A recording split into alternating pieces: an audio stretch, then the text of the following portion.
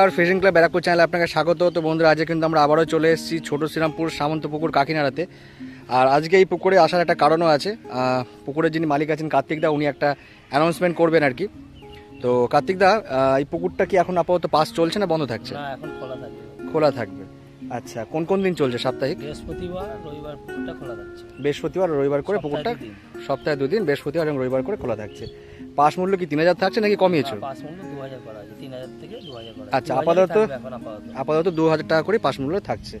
আচ্ছা, আর আপাতত এই পুকুরের সিট সংখ্যা কি যা ছিল তাই আছে? তো হ্যাঁ, 22টাই রয়েছে। আচ্ছা, আর এমনি পাস পুকুরে যেটা টোপ চার যেটা ছিল সেটা তো মনে হয় ওই ছাতু তো এলাও নেই, টোপ বাদাম ফলের টোপ ছাতুর টোপ এই দুটোই থাকছে। আচ্ছা, নিয়মগুলি যা ছিল মোটামুটি মোরালেস তাই থাকবে।